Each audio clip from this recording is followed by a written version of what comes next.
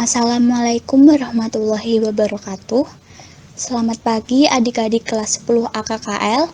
Semoga kalian dalam keadaan sehat walafiat, tidak kurang satu apapun.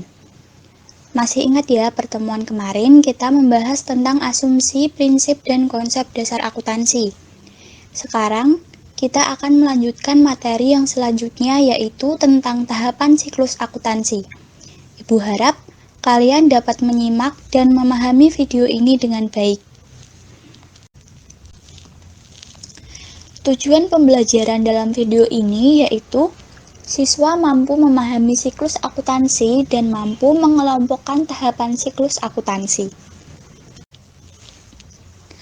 Tahapan siklus akuntansi itu apa aja sih? Yang pertama, yaitu mencatat dokumen transaksi. Jadi, pertama kali yang kita butuhkan dalam akuntansi adalah dokumen transaksi. Apa itu dokumen transaksi? Dokumen transaksi adalah bukti-bukti transaksi perusahaan.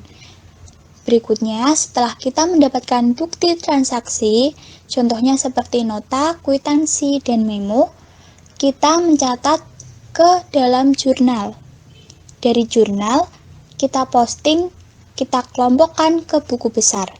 Kemudian yang terakhir, kita menyelesaikan siklus akuntansi.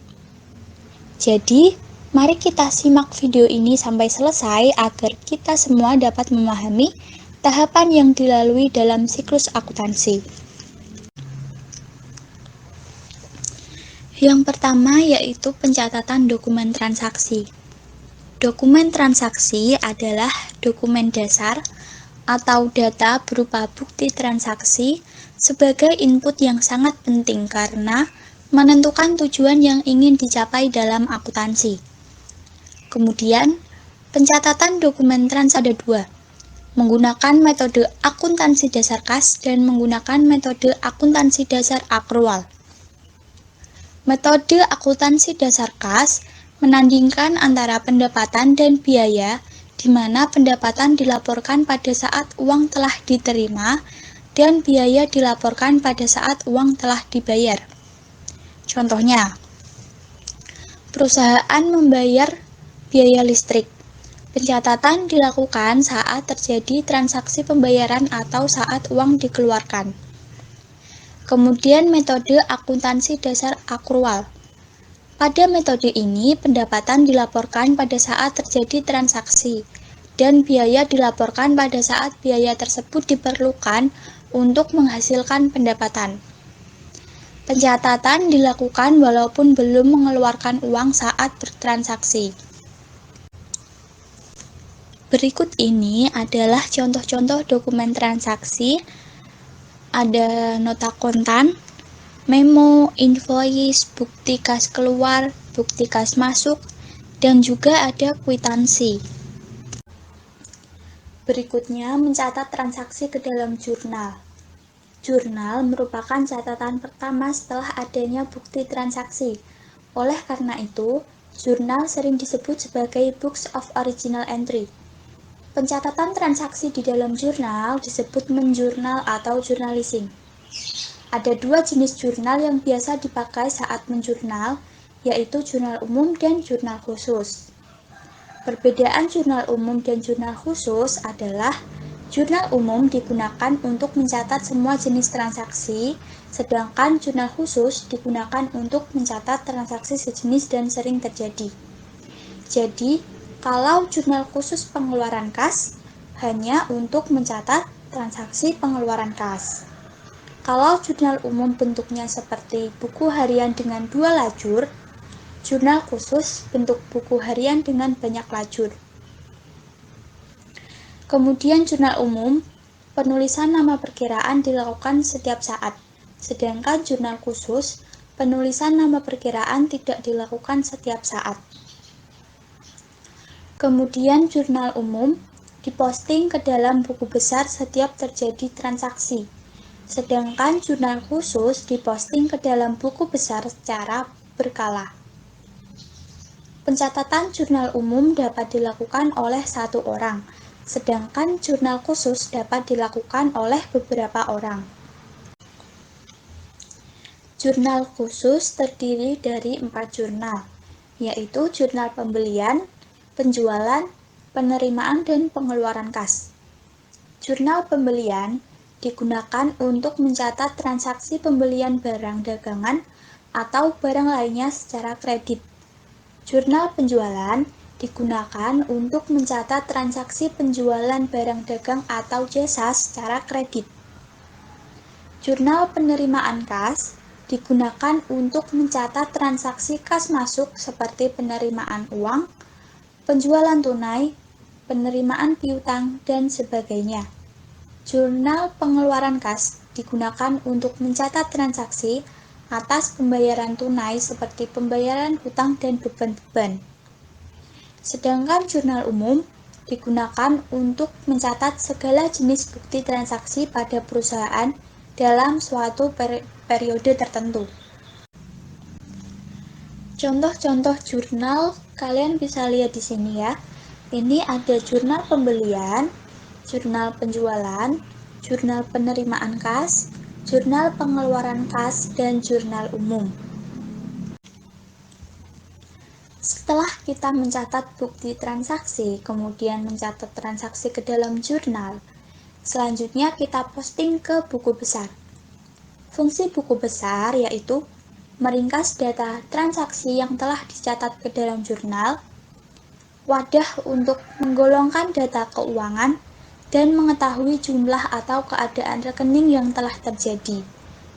Sebagai dasar penggolongan transaksi yang telah dicatat ke dalam jurnal, maksudnya penggolongan itu, kas kita masukkan ke kas, utang ke utang, kemudian beban gaji sendiri, dan setiap akun dikelompokkan sendiri-sendiri. Sebagai data dan sumber informasi untuk menyusun laporan keuangan. Jadi dari buku besar nanti ke laporan keuangan atau neraca. Klasifikasi buku besar. Akun permanen adalah akun yang saldonya akan berlanjut dari satu periode ke periode berikutnya, dan pelaporannya berbentuk laporan posisi keuangan, contohnya aktiva dan pasiva. Kemudian akun nominal adalah akun yang saldonya akan berakhir dalam satu periode dan pelaporannya berbentuk laporan laba rugi, contohnya beban atau pendapatan. Buku besar ada 4 bentuk, yaitu bentuk T atau bentuk sederhana. Bentuk T adalah bentuk yang paling umum digunakan dan sederhana, serta sangat mudah dipahami oleh banyak orang. Kemudian bentuk kontrol atau bentuk 2 kolom, yang berisi kolom debit dan kredit. Kemudian bentuk saldo tunggal atau bentuk 3 kolom. Bentuk ini digunakan oleh kebanyakan perusahaan yang memerlukan penjelasan satu transaksi. Kemudian ada bentuk saldo rangkap atau bentuk 4 kolom. Bentuk ini adalah bentuk yang paling detail di antara yang lainnya, mulai dari penyusunan akun hingga transaksi lainnya. Selanjutnya yaitu menyusun neraca saldo. Neraca saldo adalah daftar dari semua saldo akhir yang terdapat dalam keseluruhan buku besar perusahaan. Neraca saldo digunakan untuk memeriksa kembali pekerjaan posting yang sebelumnya dilakukan dengan membuat daftar semua akun secara terurut sesuai dengan nomor akunnya masing-masing.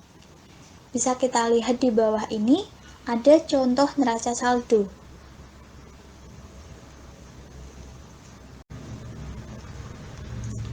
Selanjutnya yaitu menyelesaikan siklus akuntansi.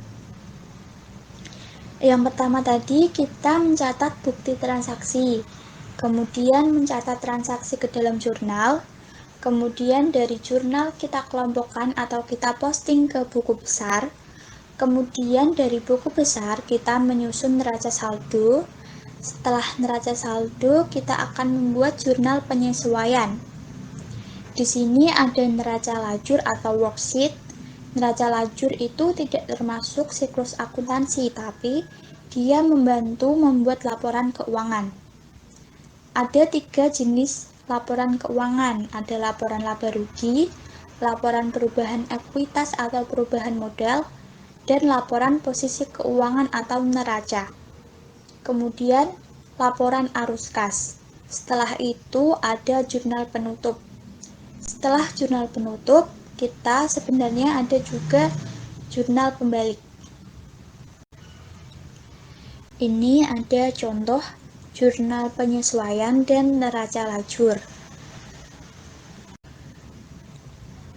Kemudian, contoh laporan keuangan, laporan laba rugi, laporan posisi keuangan, dan laporan perubahan ekuitas. Kemudian ada laporan arus kas dan jurnal penutup. Sekian pertemuan hari ini. Sampai bertemu lagi di pertemuan berikutnya. Jika ada pertanyaan, silahkan tanyakan di grup kelas ya. Wassalamualaikum warahmatullahi wabarakatuh.